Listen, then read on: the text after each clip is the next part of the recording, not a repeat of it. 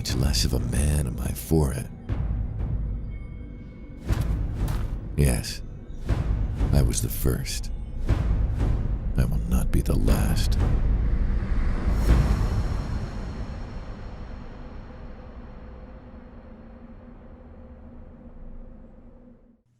Kodi, Hey, how are you? what's going on, buddy? Jeff in Vegas. Nice to see you. It's about time, man. We've been trying to do this for weeks. Little bit, yeah. No Well, worries though. I know, of course not. I'm glad to speak to you, man. I love the film. So, uh, Thank you. thank you for joining me today. Where are you? Are you in LA or? Dallas, actually. Oh, Dallas. Nice. Okay. I'm in Yeah. Vegas. So, Nice. well, let's talk about, man, this is a mouthful. Monochrome, the chromism. Yep. Say that three times fast, right? Right. It is a mouthful. That's for sure.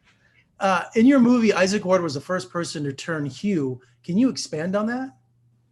Sure. So what that means, basically, the world before what a hue is without the known existence of color, right? So Isaac is the main character, and something happens to him, and basically what happens after that is his body starts streaking with color as we know it in the real world.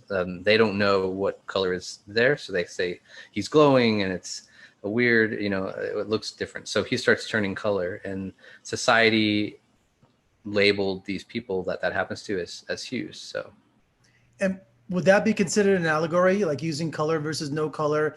It is interpreted as a political statement or racism or bigotry or fascism, or are we looking too much into it? Is it simply something that's personal to you, maybe? Or no, it's very much supposed to have the messaging with that, right? It's a world very similar to ours. I mean, especially in today. I mean, 2020, right? With things going on, but it's supposed polarized, to have. yeah, these polarized Yes. times, right? Yeah. Yes, but it's supposed to have that messaging with it, to have that good takeaway. That it doesn't have to be that bad in our world to just get along, even though we're all different. And there's something about shooting in black and white. I've always admired it. It really takes cinema to, it really describes as an art form, doesn't it? When you see it in black and white. I Yeah. just love it. Yeah, no, absolutely. That was kind of one of the origin ideas. Is I love, like you said, the art forms of black and white photography, just charcoal drawings, just the different hues, the shades of gray, the monochromaticness of that. So being able to do a movie with that element was really, really, really fun. Well, what'd you use to shoot the movie on? Because the black and white was so crisp. I assume that was done in post-production. You shot it in color and kind of changed things. Yeah, that's right. We shot on a Sony A6300. It's this little bitty camera. I mean, you could probably fit it in your pocket if you wanted to. We shot in 4K log, just like you normally would a film, and then post was the basically grading everything to the high contrast black and white, and then all the places we wanted the hues to stay color. Basically we had to mask around and frame by frame. So every time they moved or their hand came across, in between each finger, frame by frame, the entire thing. So post took a good year. It really reminded me of the Book of Eli with Denzel Washington. Yes. And probably the most extreme example is The Wizard of Oz, to go from black and white to full color. So right. it was shocking to see it happen as it unfolded. Yeah, there's been some great, films that use it like that for just that much more of a dramatic impact visually. But yeah, Book of Eli, definitely, especially the beginning sequences that are the more present day of the film, the post-apocalyptic dystopian, which is where the film's going. The next film's going there. It'll be very much in that realm for sure. And you retained artistic control for yourself, but was that always the key? I mean, you didn't want to find a bigger company to finance it or anything. If you, by retaining control yourself, you pretty much stuck to your vision. Yeah, absolutely. So the idea came in 2013 for the film. And so we've been working on it since then, writing, developing, scouting locations. And we filmed a teaser trailer using a stand-in actor. We go to the actual locations we wanted to use and film the teaser. And we'd pull a little wagon around Comic-Cons because we couldn't afford a booth space, and solicited those that were there and showed them the teaser, passed out cards, and started trying to build a following, so that when the time came to cast, those that we ended up casting, they could see our vision, and they came along with us. We didn't pay them on this front one, but they wanted to take this ride, and they knew that it was the first film of more to come. And Well, and yeah, you shot a proof of concept is what you did. You did a proof yeah. of concept and shopped it around. But you know, indie filmmaking is all about teamwork and dedication. I know you wore a lot of hats for this production, but finding the right cast and crew, that was essential, wasn't it? It was, you know, we just interviewed them for like some special feature stuff, and all of them said that when they saw the casting call, they saw the teaser, the poster, the website, everything just had this cohesiveness, and they could see, you know, what we wanted to do, and they're like, I want to be a part of that. I don't know what it is, but let's do that. And so they donated their time and expertise to do that, and now, I mean, we're like a family. Our kids play together. We had one of them in our house helping us fix stuff that's gone wrong. It's more than just, hey, I want to be in your movie. Okay, see you next time, or see you later. You know, it's this strong connection. Yeah, that really helps that. And your movie's first and last, the Texas production, isn't it? Yes. Yep. Did the pandemic put a wrench in your film festival plans and for distribution?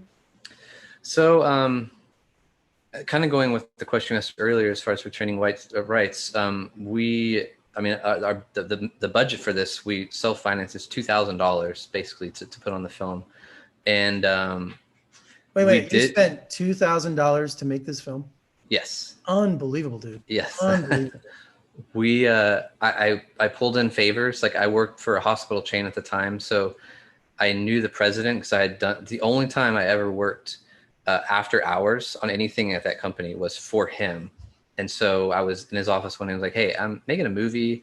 I have a lot of hospital needs, like a hospital room, an ER, all this. I'm like, can I do it? And long story short, we, instead of one room, we got the whole wing. We got the whole wing of an ER. We got real hazmat suits, the transportation bus, the warehouse stuff is all hospital warehouse stuff. So we asked, we were polite. We left stuff better than when we found it, which is something I'm big on. But really the budget, because everybody donated time, was food and the ambulance. We had to pay for that, and then lodging when we shot the West Texas stuff. But that's a great story. Two grand.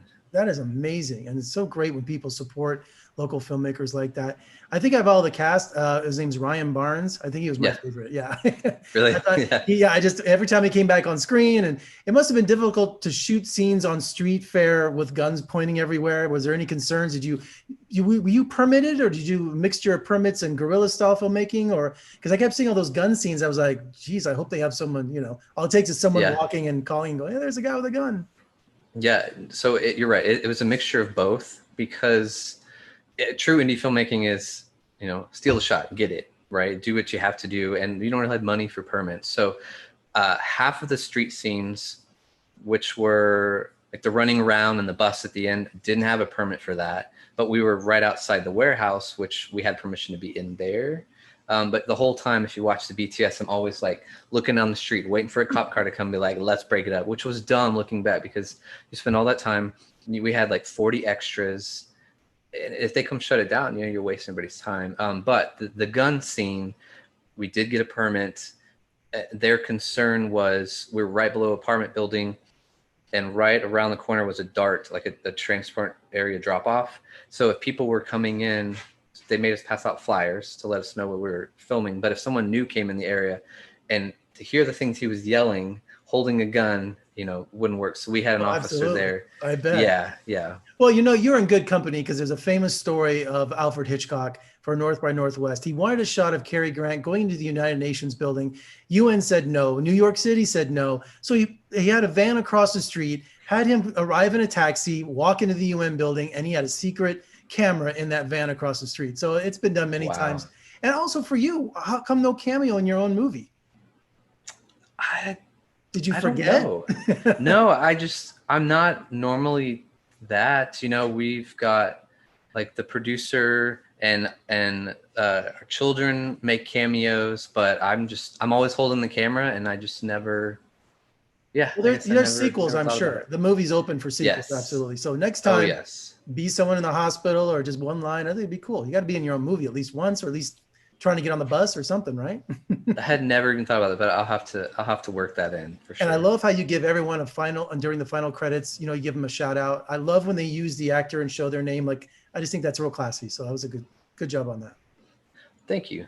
Yeah, it was fun. It was fun. Well, we got shamed on it a little because our credits were too long, but no, of course not. Especially if everyone donated their time and made it for $2,000, Yeah. you give everyone their Exactly. props. Yeah, exactly. So exactly. who cares? It's your film. You do what you want. I approve. Well, Kodi, thank you so much for talking to me today. Great film, great style. Really impressed. Can't wait to see what you do next. And come visit us in Las Vegas sometime, man. We'd love to have you. Yeah, absolutely. I appreciate it. Thank you.